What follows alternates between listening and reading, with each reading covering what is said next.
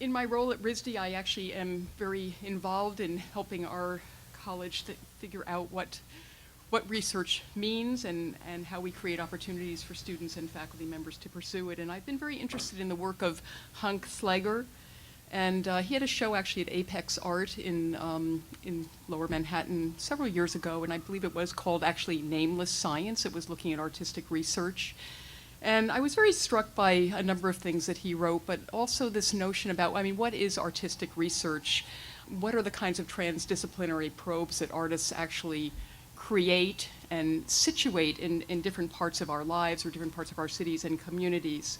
I mean, again, this is one of these sort of serendipitous things that happened, was that I was reading something from, I think, eFlux on the way down, and it's actually about a forthcoming event in Istanbul in a couple of weeks called Staging Knowledge, organized by Slager. And just a couple of things from the press release, I guess, and I think some of them actually follow what Niles was talking about as well. Research-based artistic practices, however, could rather be considered an experiment-based experience where predominantly laboratory-type settings and working methods produced artistic thought processes connected with specific forms of knowledge.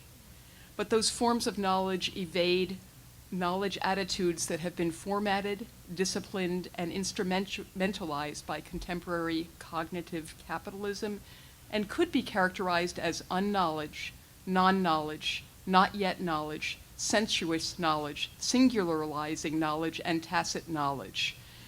Nevertheless, those other forms of knowledge still relate to institutional environments where they continually query theaters of research with respect to their terms, possibilities, and potentialities. In fact, we could indicate these novel artistic approaches and their specific forms of knowledge as epistemic practices, explicitly claiming their idiosyncratic forms of dissemination, presentation, and display. So I'm also interested in this notion of cultural probes, which is actually something that has been somewhat adopted or appropriated by designers. Cultural probes are in very informal ways of beginning to conduct research. They're certainly not considered scientific. They're not considered even highly rational.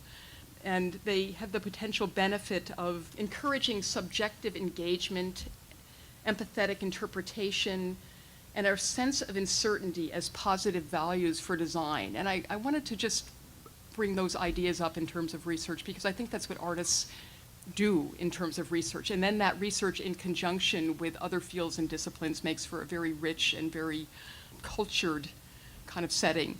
As for the role of artists, Krzysztof Wodiczko has written and talked quite a bit about what he considers the special position of artists in culture as agents, as synthesizers, as critics, artists who are engaged in endless inquiry, who are used to dealing with ideas of audience and social relationships, who look at issues of the environmental justice, economic justice, social justice, cultural justice.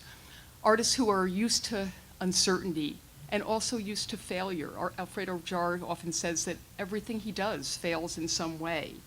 Artists who are used to working within sites of conflict, contested spaces, negotiators of effective and cognitive ideas and information. Cities as discursive platforms, it seems to me that we have some incredibly exemplary sort of case studies of artists who have embraced sort of the entire sort of systemic culture and nature of cities. I think, of course, Meryl Lederman-Euclides, who's here in the audience tonight, in her many years of work with the Department of Sanitation as this, capillary-like structure that helps us understand the cities that we live in. Or, for example, Mel Chin, and I think there's an image that we might see later of Pay Dirt, his work in New Orleans on alarmingly high lead levels and the impact on young children and learning disabilities, and what he's doing to work with scientists to hopefully remediate that.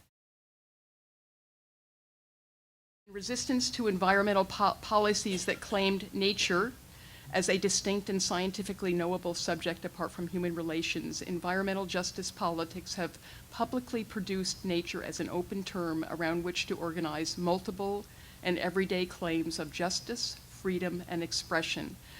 This production of environmentalism leaves the subject of the environment open and legitimates the realm of appearance. Ultimately, when a green public culture is a realm in which the world can appear and be made meaningful in light of the opinions of multiple others, thinking, reflecting, and imagining in each other's company. Thank you very much.